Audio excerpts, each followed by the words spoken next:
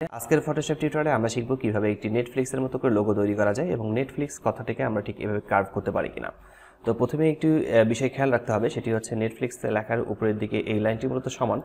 আমরা যদি রুলার টেলে নিয়ে যদি আমরা দেখি তাহলে বুঝতে পারবো যে এখানকার এই লাইনটি হচ্ছে মূলত সমান, আর নিচের দিকে যদি একটু খেয়াল করে নিই তাহলে বুঝতে পারবো যে নিচের দিকে মূলত এই জায়গাটা মূলত কার্ভ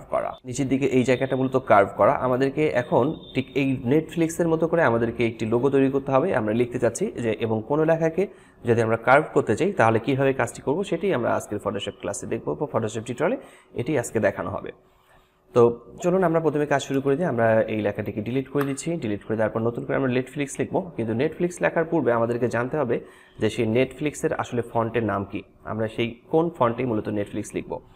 তো নেটফ্লিক্সের জন্য আমাদেরকে একটু ওয়েবসাইটে যেতে হবে এবং আমি এইখানকার লিঙ্কটি মূলত ডেসক্রিপশন বক্সে দিয়ে রাখবো, সেখান থেকে আপনারা ডাউনলোড করে নিতে পারবেন এই ফন্টটিকে, এবং ডেসক্রিপশন বক্সে দেওয়া লিঙ্ক থেকে আপনারা এই ফন্টটিকে ডাউনলোড করে নেবেন এবং এর কালারটিকেও মূলত আমরা এখান থেকে পিক করে নেব। তো আমি এখানে কালার কোড পাচ্ছি, এই কালার কোডটাকেও পিক করে নেব যে কোন কালারে মূলত নেটফ্লিক্স কথাটা লেখা থাকবে। আমি এই কালার কোডটাকে কপি করে নিচ্ছি আগেই, আর আপনারা ঠিক এই কালার কোডটাকে এখান থেকে কপি করে নিতে পারেন, অথবা হচ্ছে নেটফ্লিক্সের লোগো থেকে আপনারা কালার পিকার ব্যবহার করে কালারটিকে পিক করতে পারেন।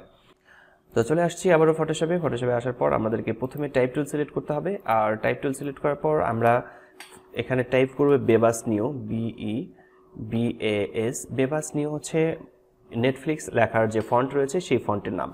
আর আমরা কিন্তু একটু আগেই ওয়েবসাইটে দেখেছিলাম যে এই ওয়েবসাইটের মানে এই নেটফ্লিক্সের এই ফন্টের নাম হচ্ছে মূলত বেবাস নিউ। এই বেবাস নিউ হচ্ছে মূলত নেটফ্লিক্সের ফন্টের নাম। আমরা সেই ফন্টটিকে মূলত সিলেক্ট করলাম এবং সিলেক্ট করার পর আমরা এখন টাইপ করব। আমি কালারে ক্লিক করব, কালারে ক্লিক করার পর আমি কালার কোডটা যে কপি করেছিলাম সেই কোডটাকে এখানে পেস্ট করে নেব, দেন ওকে লেখা দিয়ে ক্লিক করব, এখানে কালারটি চলে আসবে।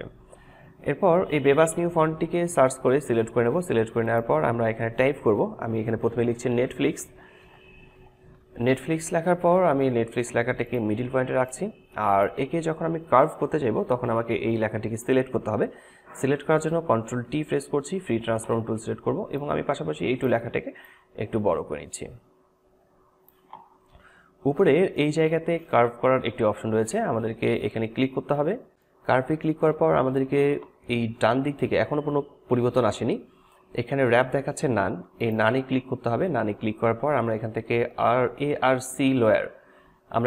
ARC লোয়ার এখানে ক্লিক করব। এখানে ক্লিক করার পর আমরা দেখতে পাচ্ছি যে কার্ভ মূলত নিচের দিক থেকে আসছে, বাইরের দিক থেকে, আর আমাদেরকে মূলত কার্ভটি করতে হবে ভিতরের দিক থেকে। আর ভিতরের দিকে কার্ভ করার জন্য আমরা এখানে বেন্ট দেখতে পাচ্ছি 50% দেওয়া আছে, আমরা এটাকে মুছে ফেলছি এবং মাইনাস আমি এখান থেকে করছি 10 অথবা হচ্ছে -12, আমি 13 করে রাখতে পারি।